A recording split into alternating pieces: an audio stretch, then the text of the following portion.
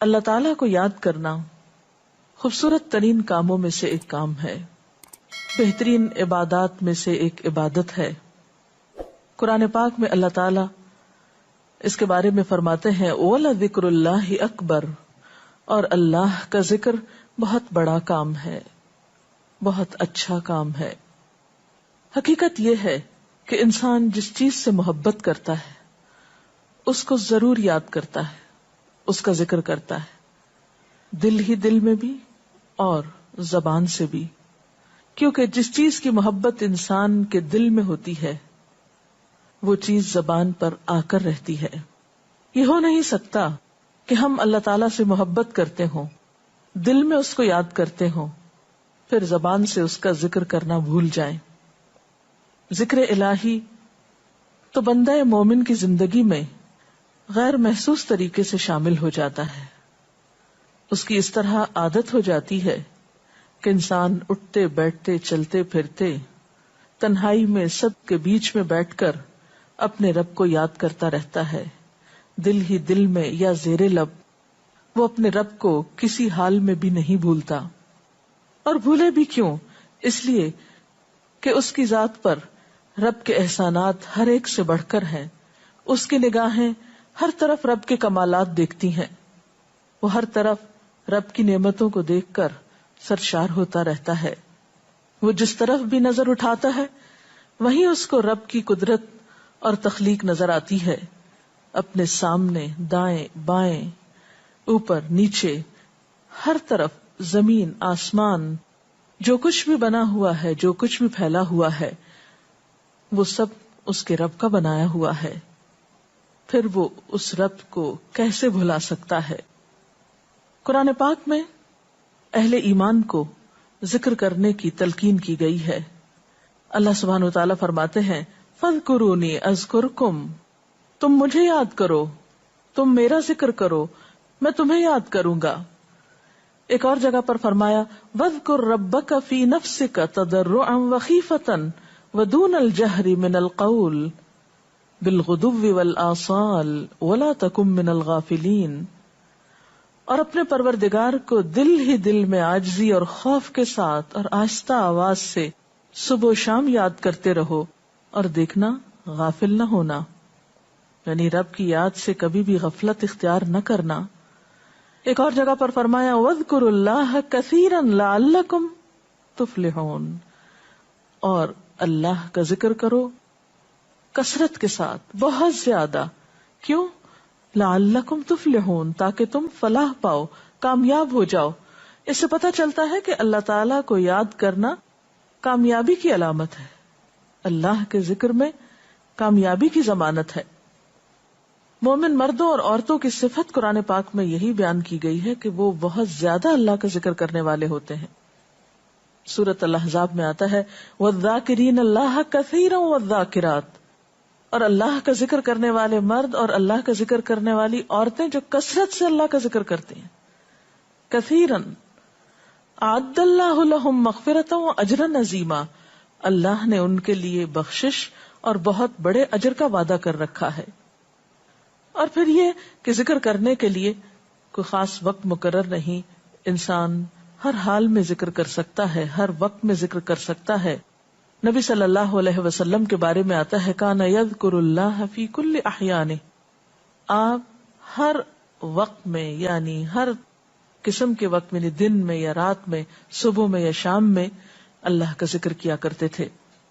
حدیث پاک میں آتا ہے، حضرت ابو موسیٰ اشعری سے روایت ہے مثل الذی یذکر ربہ والذی لا یذکرہ مثل الحی والمیت، رواہ البخاری۔ آپ صلی اللہ علیہ وسلم نے فرمایا اس شخص کی مثال جو اپنے رب کا ذکر کرتا ہے زندہ انسان کی طرح ہے، اور اس کی مثال جو اپنے رب کا ذکر نہیں کرتا مردہ شخص کی طرح ہے۔ گویا ذکر کرنے والا اور نہ کرنے والا، ان دونوں کے درمیان اتنا ہی فرق ہے جتنا ایک زندہ اور مردہ انسان میں فرق ہوتا ہے۔ اور یہ فرق کتنا بڑا ہے، یعنی انسان تو وہی ہوتا ہے لیکن زندہ انسان میں اور مردہ انسان میں زندگی اور موت کا فرق ہے۔ بالکل اسی طرح جو شخص اپنے رب کو یاد کرتا ہے، اس کا ذکر کرتا ہے، اس کے اندر ایک زندگی ہے، اس کے اندر ایک خاص خوشی ہوتی ہے، اطمینان ہوتا ہے. اور وہ جو نہیں کرتا اس کا دل مردہ ہوتا ہے، اس کے اندر زندگی کی کوئی امنگ نہیں ہوتی. ایک اور حدیث میں آتا ہے، نبی صلی اللہ علیہ وسلم نے فرمایا، اللہ تعالیٰ فرماتا ہے میں اپنے بندے کے خیال کے مطابق ہوتا ہوں یا خیال کے ساتھ ہوتا ہوں. جو خیال وہ میرے بارے میں رکھتا ہے میں اسی کے مطابق اس کے ساتھ معاملہ کرتا ہوں، اور میں اس کے ساتھ ہوتا ہوں جب وہ مجھے یاد کرتا ہے. گویا ذکر کرنے والے اللہ کی مدد کے مستحق ہوتے ہیں، یعنی اللہ ایسے بندوں کے ساتھ ہوتا ہے جو ذکر کرتے رہتے ہیں. اگر وہ مجھ کو اپنے دل میں یاد کرتا ہے تو میں بھی اس کو اپنے دل میں یاد کرتا ہوں، اور اگر وہ مجھے کسی جماعت میں بیٹھ کے یعنی کسی گروپ میں یعنی پبلک میں بیٹھ کے یاد کرتا ہے تو میں اس کو اس سے بہتر جماعت میں یاد کرتا ہوں، یعنی فرشتوں کی جماعت میں یاد کرتا ہوں. تو گویا فاذکرونی اذکرکم، تم مجھے یاد رکھو میں تمہیں یاد رکھوں گا. تو جو شخص بھی یہ چاہتا ہو کہ اللہ تعالیٰ اس کو یاد رکھے، اس کی مشکل میں اس کی مدد کرے، تو اس کے لیے کیا ضروری ہے کہ پھر وہ ذکر کرتا رہے. اور ذکر تمام عبادات کو خوبصورت بناتا ہے. مثلا روزہ رکھنا ایک عبادت ہے، لیکن جس روزے میں ذکر الہی ہو اس کا اجر و ثواب کئی گنا بڑھ جائے گا. حج ایک عبادت ہے بذات خود، حج کا سفر ایک عبادت ہے، لیکن اس سفر میں انسان اگر ذکر الہی کرتا رہے تو اسی حج کا ثواب کئی گنا بڑھ جائے گا.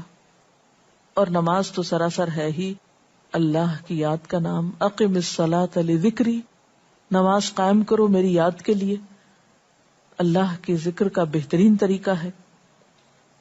ایک اور موقع پر آپ صلی اللہ علیہ وسلم سے جب یہ پوچھا گیا کہ سب سے اچھی نماز کس کی، سب سے اچھا روزہ کس کا، سب سے اچھا حج کس کا، سب سے اچھا مجاہد کون، تو آپ صلی اللہ علیہ وسلم نے ہر بار یہی جواب دیا کہ جو اپنے ان کاموں میں ذکر الہی کثرت کے ساتھ کرے.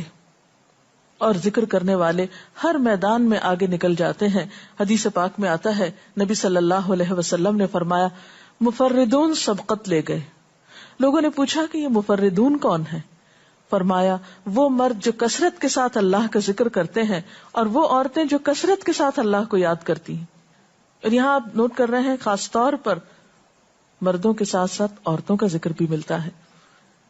حضرت عبداللہ بن بصر فرماتے ہیں کہ ایک شخص نے عرض کیا یا رسول اللہ صلی اللہ علیہ وسلم، بے شک اسلام کے احکام مجھ پر بہت ہیں، یعنی ذمہ داریاں بہت ہیں، کرنے کے کام بہت ہیں. آپ مجھے کوئی ایسی بات بتائیں جسے میں اپنے لیے لازم کر لوں، یعنی میرے لیے آسان ہو اور میں پابندی سے کر سکوں. تو آپ صلی اللہ علیہ وسلم نے فرمایا لا یزال لسانک رطبا من ذکر اللہ، کہ ایک چیز پابندی سے پکڑ لو، اور وہ کیا کہ تیری زبان ہمیشہ اللہ کے ذکر سے تر رہے، ہر دم اللہ کو یاد کرتے رہو. اور یہ حقیقت ہے کہ انسان کوئی بھی کام کر رہا ہو، مثلا خواتین کھانا پکا رہی ہیں، گھر صاف کر رہی ہیں، واک کر رہی ہیں، کوئی بھی کام کر رہی ہیں اس طرح کا، تو اس میں ساتھ ساتھ اللہ کی یاد کرتی رہیں. سبحان اللہ، الحمدللہ، اللہ اکبر، استغفر اللہ، لا الہ الا اللہ، ان اذکار کا ورد کرتے رہیں، تو اس میں کام بھی ہوتا رہے گا اور اس کے ساتھ ساتھ اللہ کی یاد بھی ہوتی رہے گی. خصوصی طور پر 2 کلمات ایسے ہیں جن کے بارے میں بہترین اجر کی خوشخبری سنائی گئی. آپ صلی اللہ علیہ وسلم نے فرمایا کلمتان، 2 کلمات ایسے ہیں خفیفتان علی اللسان، جو زبان پہ بہت ہلکے ہیں، یعنی پڑھنے میں کچھ مشکل نہیں. ثقیلتان فی المیزان، میزان میں بہت بھاری ہیں. حبیبتان الی الرحمن، رحمان کو بہت محبوب ہیں. اور وہ کیا ہیں؟ سبحان اللہ و بحمدہ، سبحان اللہ العظیم. چلتے پھرتے، اٹھتے بیٹھتے، کام کاج کرتے، تسبیح پڑھتے رہنا، ذکر کرتے رہنا انسان کے دل کو جہاں اطمینان بخشتا ہے وہاں اس کے کام کو آسان بھی کر دیتا ہے، اور اللہ کی مدد بھی ساتھ ہوتی ہے. اور قرآن پاک میں ایسے لوگوں کے لیے خوشخبری ہے، الا بذکر اللہ تطمئن القلوب، سنو اللہ کے ذکر سے دلوں کو اطمینان ہوتا ہے. اور ویسے بھی میزان میں بہت بھاری نیکی ہے.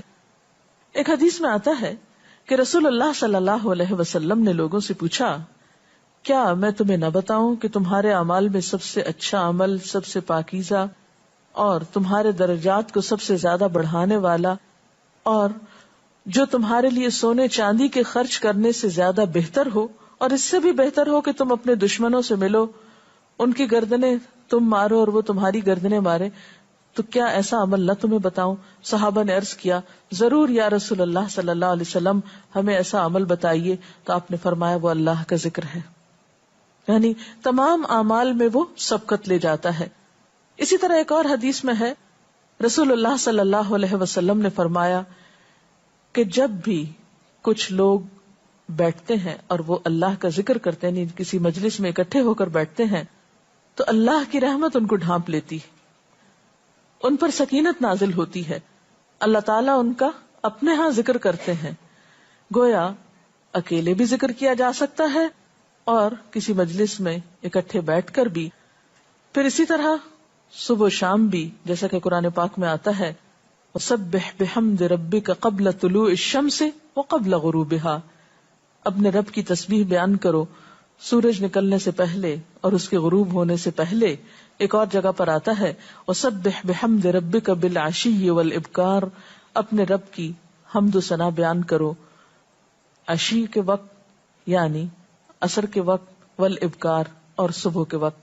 عشی کا لفظ جو ہے یہ زوال شمس سے غروب شمس کے درمیانی وقت کو کہتے ہیں. پھر اسی طرح انبیاء علیہ السلام کے بارے میں ہم دیکھتے ہیں، حضرت داؤد علیہ السلام بہت خوبصورت آواز سے، بہت خوبصورت انداز میں اللہ تعالیٰ کا